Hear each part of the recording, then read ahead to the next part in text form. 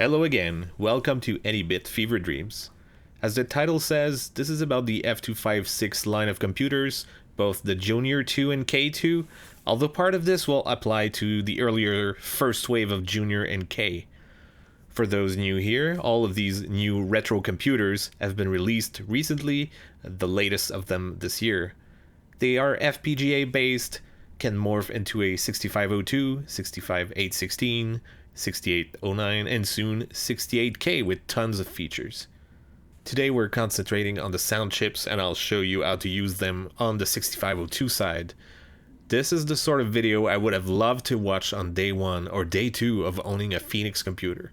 So let's see what we're working with. I'll increase the level of difficulty between chips as I go along. As you'll notice, they all have their quirks, but good news, they also have a commonality when you use them. For every chip, you must tackle these challenges. 1. Perform a kind of song and dance ritual to initialize it. 2. Figure out how to send it the right values for notes. And it's never a direct frequency value in hertz, although it's necessary to know these numbers for the formulas. And they are never the same formulas. 3. Figure out how to activate and deactivate the sound, otherwise you get hanging notes. 4. Multiple notes at once, or polyphony, is always possible, but you must figure out the other channels, or voices, or tones, and their addresses. 5. The last challenge, and that's always a problem that's specific to the computer, is having a strategy for your delays or your timing, which creates the rhythm of the music you want to play, or in some special effects and more advanced techniques. This video will not cover this aspect to keep it reasonably short. Alright, ready to make your first sounds? Let's go. Level 0. The very first, easiest way to make sound is to use some reserved words in superbasic. You can do these.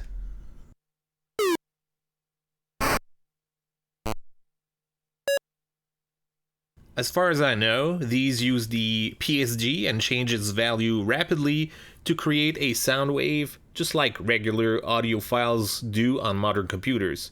They are pretty bland, but their main thing is that they're short and you could use them right away in your very first super basic game if you wanted. Level 1. Let's move on to the MIDI chip, the SAM2695, present on the Junior 2 and K2. MIDI started out in the early 80s for musicians mostly, but very soon computers latched on in the MIDI party and never let go. If you need a nice intro video, check out the one I did recently on my other channel 1-Bit Fever Dreams, focused on vintage Macs. The video has a nice short crash course to it, and that part totally applies to here. This one is the easiest level. By default, almost every MIDI controllers set their default channel to 0 and instrument to 0, acoustic, grand piano. If we want to send a middle C note to channel 0, we perform a note on command. Here's how it works. The Junior 2 and K2 have a register at address DDA1 that's automatically listening permanently to MIDI commands. Just send these 3 bytes bunched up together. Poke DDA1, value hexadecimal 90. The upper half of this byte, the nibble of value 9, means we need to turn on a note. The lower half of this byte, nibble value 0, means we send this to channel 0. The next command is poke DDA1, x value 3c, which is value 60 in decimal. That's the note number associated with a middle C on a piano. To send the next note, a C sharp, just one semitone above it, you'd send the next X number, which is 3D. If you wanted the D note, then send it 3E, and so on. Every time you want to move up or down an octave, bump it up or down by 12 notches or 12 semitones. Last, we need to send a velocity value for how soft or hard the note sounds out. Poke DDA1 X value 7F, let's pick maximum velocity here. Acceptable values here are between 00 and 7F. As you notice, there's no step 1 of the song and dance ritual to initialize it. It works right away, so it's why I'm covering it first. The note range sits between X00 and X7F, which is decimal 0 to 127. Although on a MIDI piano with the full range of 88 notes, you would only physically cover the values between X15 and 6C, which are decimal 21 and 108.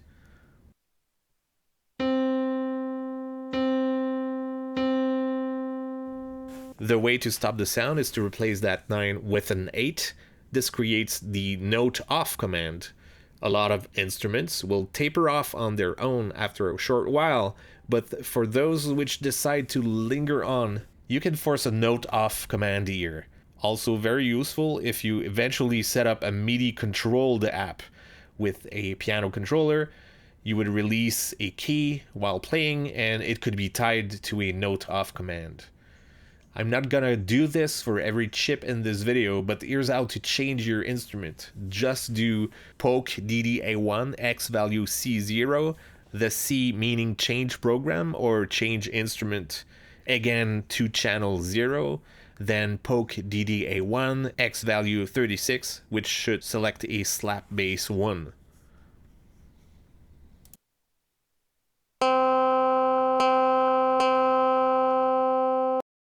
The next sound option is the Pulse Signal Generator, or PSG, based on the vintage SN76489. But we get 2 of them that can act in stereo or mono and add up to 6 channels of square wave goodness. Lots of machines of the early 80s had just 1 of these, such as the BBC Micro, the IBM PC Junior, and Tandy 1000. Let's take a listen of what it could do with just 3 channels.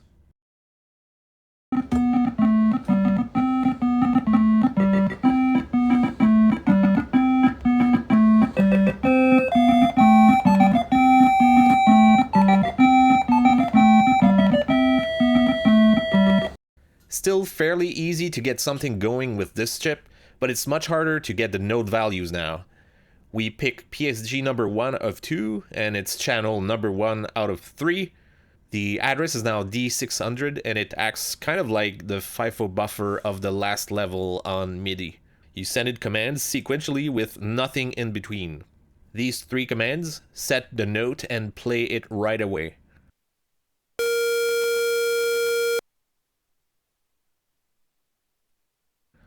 The F256 Junior manual tells you in great detail what this means. Let's see how we get to this. Let's pick A sharp, that is a frequency of 468 Hz. The PSG has to convert this into a 10-bit number, and you have to slice it down unevenly into a 6-bit part and a 4-bit part. Weird, but bear with me. The number you're slicing is derived from this. We start with a master frequency of 315 MHz or 315 million cycles per second, and divided by 22. This gets us to 14.318 something megahertz and is called the NTSC M-color subcarrier, a well-known reference used in various computing architectures like the PCISA bus. The PSG will use this number divided by 4 to get its master clock, so this number exactly.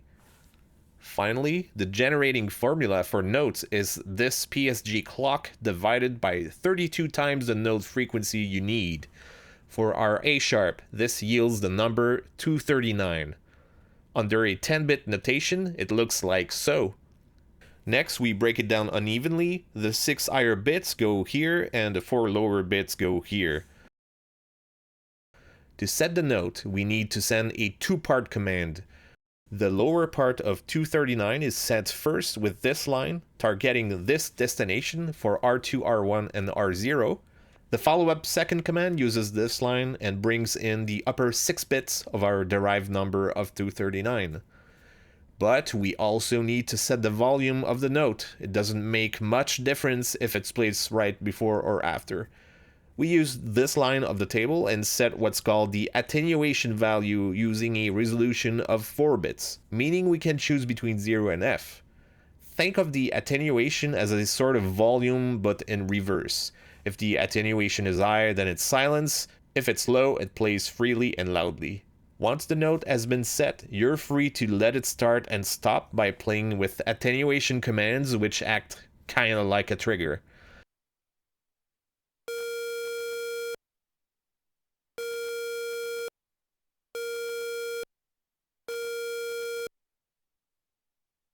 If you want polyphony up to 6 notes, then it's easy, just set more notes with these destinations and these attenuations. If you want the values for all of the notes, I've gone ahead and crunched all the numbers in Excel and properly done the 6-bit, 4-bit divisions that you need and converted it all in these C arrays, which you can convert to your language of choice. Here's an example when all is set up with all of the 6 voices.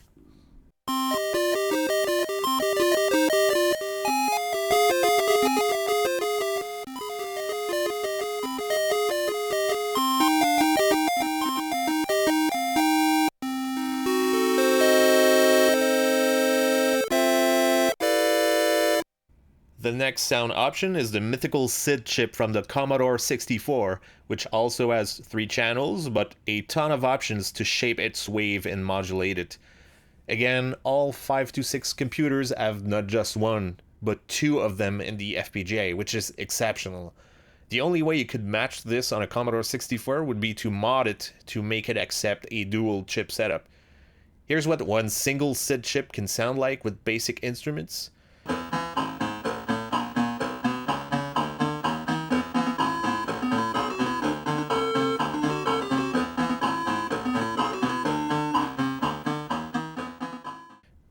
Here's what it can sound like with a ton of modulation.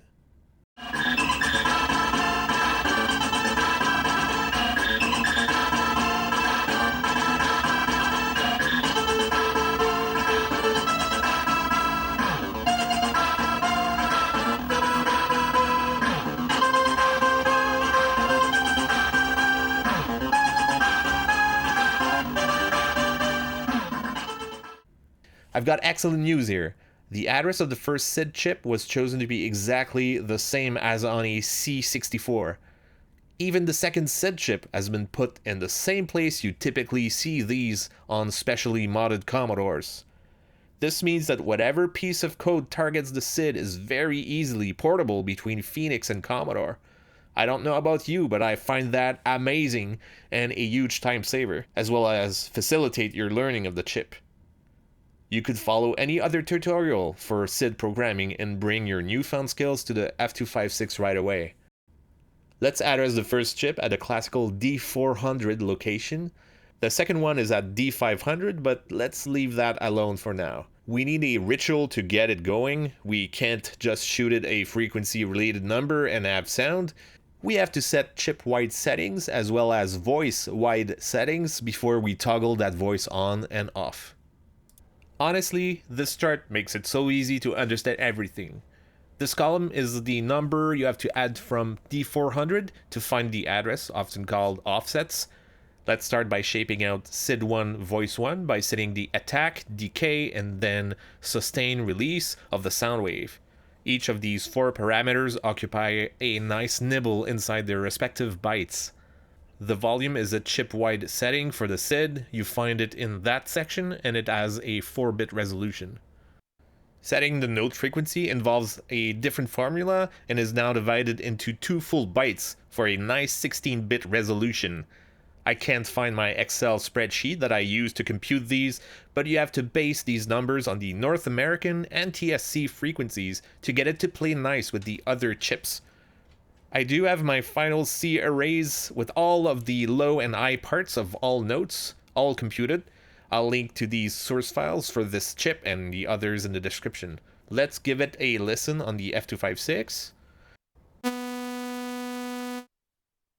The I nibble of 2 is selecting a sawtooth waveform.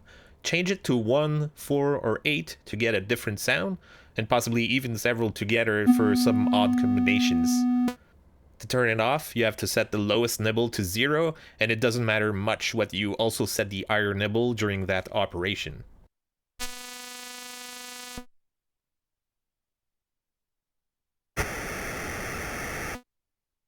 And to prove the point that they use the same addresses, I wrote these basic lines on a real C64 machine. However, the hex values have to be converted into decimal in Commodore Basic, but let's see how it compares.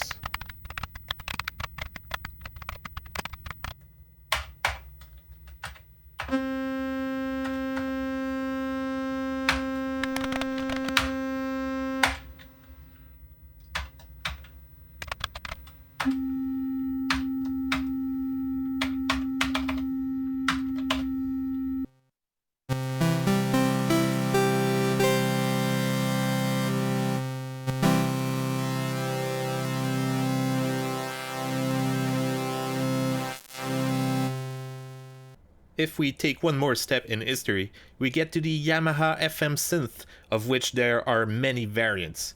The F256 Junior 2 and K2 have a FPGA-based YMF262 capable of OPL2 and OPL3. You would find OPL2 in many things, but one popular source is the ad-lib sound card of the MS-DOS PC days, which sounds like this.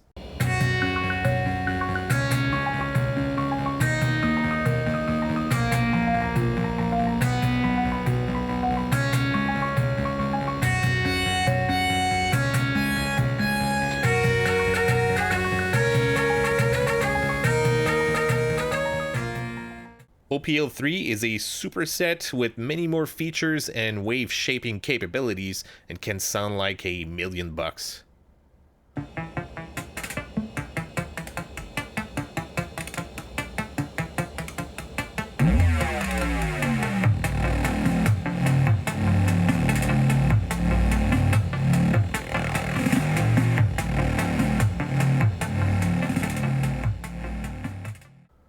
I'm going to activate this chip in OPL2 mode for now, as checking all of its capabilities would require a whole video. What I'm about to discuss could be found in a nice reference for an older, simpler YM3812 that's set up to do OPL2.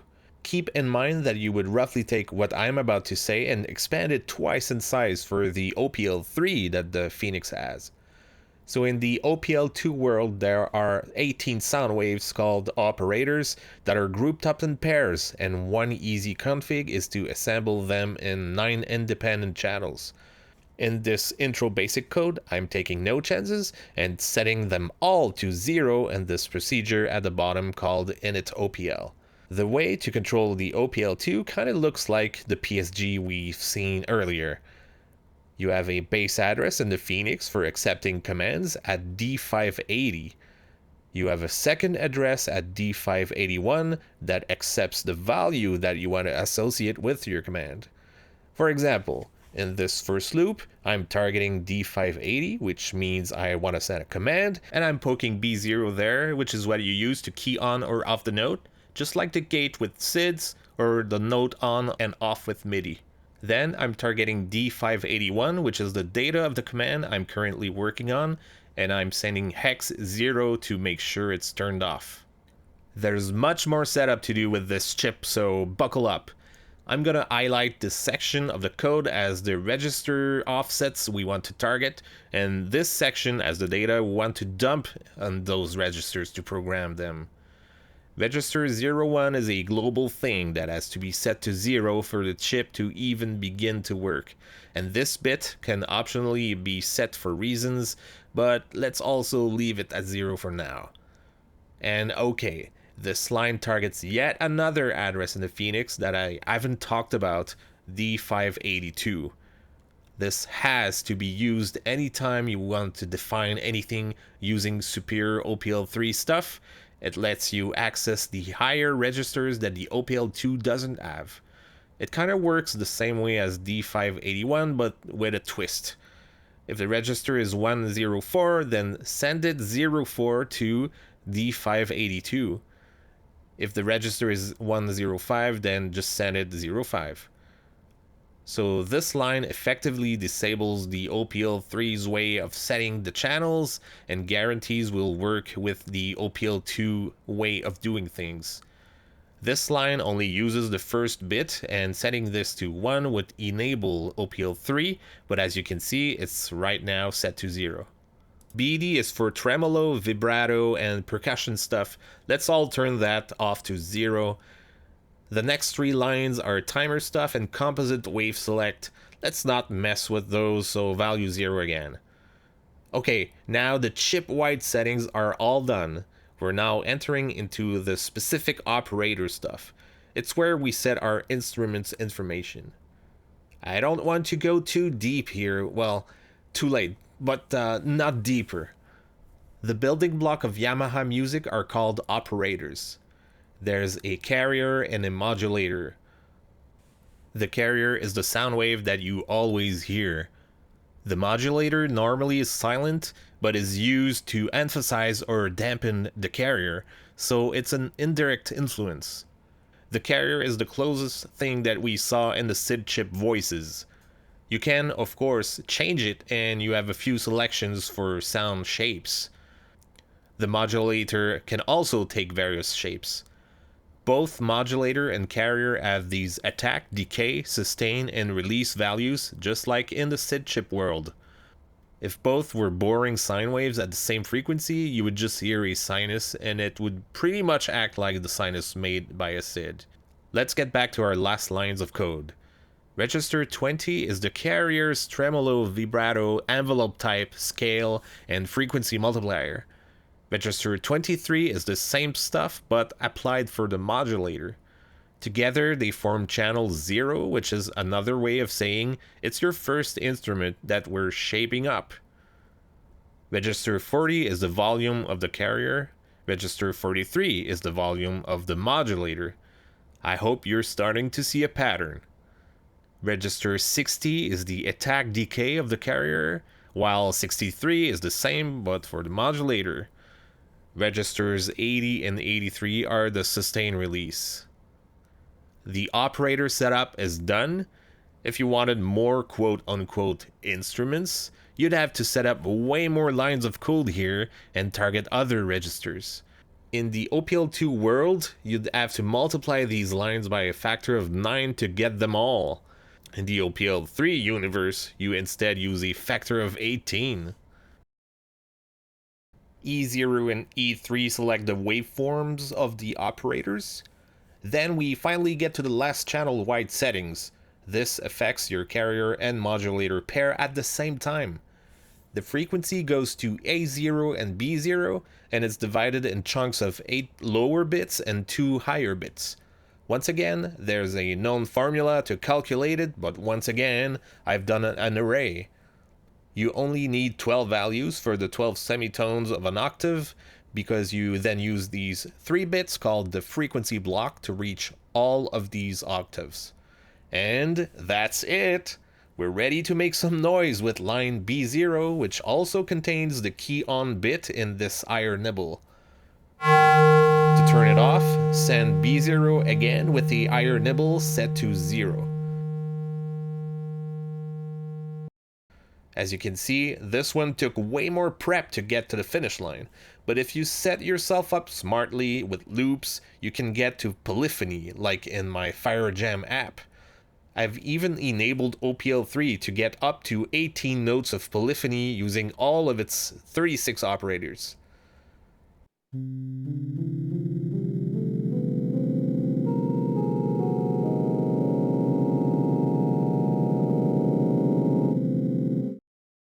Here's me imitating the Lemmings soundtrack.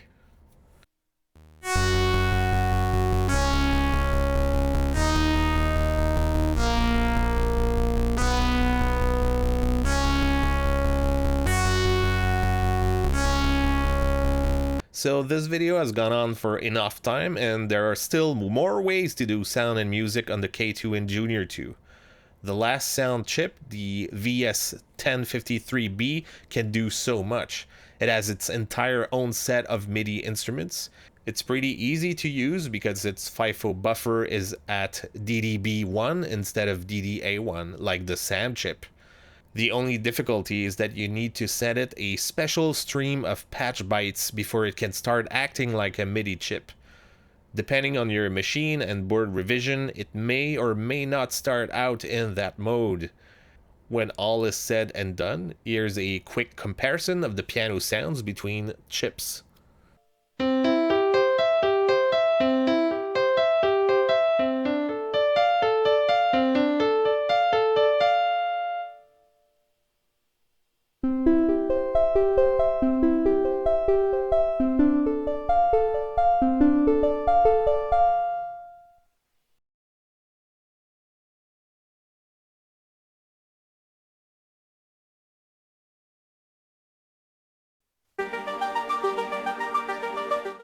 Additionally, you can also stream entire MP3 files to it, or other audio formats like WAV or OGG. This goes beyond the scope of this video, and I hope to come back to it with a deep dive. That's really it for this one, so I hope I see you again, and I hope you'll start tinkering with sound with this intro tour.